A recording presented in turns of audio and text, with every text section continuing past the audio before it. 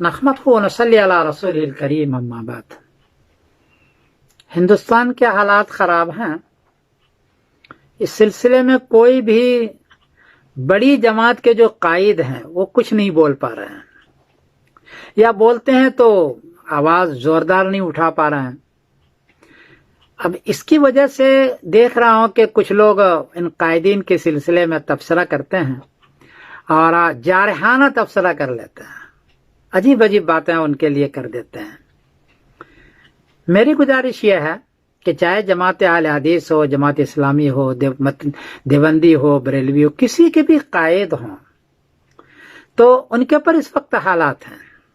اگر کچھ جملہ وہ بولیں گے اور زوردار آواز اٹھائیں گے تو اس پر 10 کیس ہو جائے گا، CBI جانچ ہو جائے گا، اور اس 10 کیس کو لڑتے لڑتے 10 سال گزر جائے گا، اور آخر میں زیادہ سے زیادہ یہ ہوگا کہ ہم نے ثبوت نہیں پایا، ہم نے بری کر دیا۔ لیکن اس 10 سال میں جو ان کو پریشانی ہوگی، جج کا، وکیل کا، کورٹ کا جو دھکا کھانا ہوگا، کتنی پریشانی ہوگی۔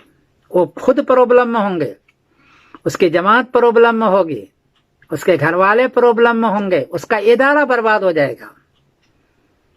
کوئی بھی سمجھدار آدمی یہ سمجھ رہا ہے اور وہ جانتا ہے کہ ہمارے پر یہ ایک بولنے سے یہ حالات آ جائیں گے، اس لیے بیچارے وہ خاموش ہیں۔ ایسا نہیں کہ ان کو درد نہیں ہے، یہ بھی نہیں کہ وہ سمجھتے نہیں ہیں، ایسا بھی نہیں کہ وہ بزدل ہیں، اور یہ بھی نہیں ہے کہ وہ خیرخواہ نہیں ہیں امت کے، سب ہے، لیکن حالات ہوتے ہیں۔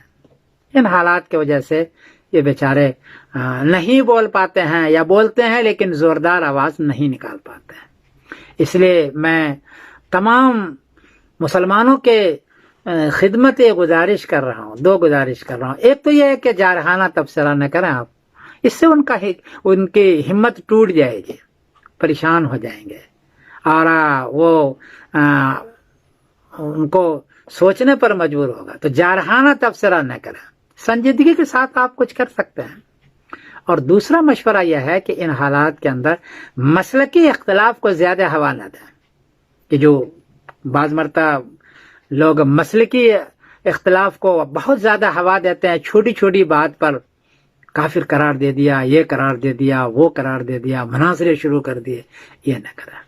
اس وقت تو کوشش یہ کریں کہ تمام جتنی بھی جماعتیں ہیں وہ رفاع عام کے کام میں، کم سے کم رفاع عام کے کام میں مل کر کے بیٹھیں، اور سب غور کریں کہ کون سا کام ہم کریں جو پوری امت کے لیے فائدہ مند ہو، پوری امت کے لیے، ایک جماعت کے لیے نہیں، پوری امت کے لیے فائدہ مند ہو، اور ان کی عافیت کی چیز ہو، ان کے لیے کوششیں کی جائے، ان کو بچانے کی کوشش کی جائے، سب مل کر کے کریں، میری ایک گزارش ہے۔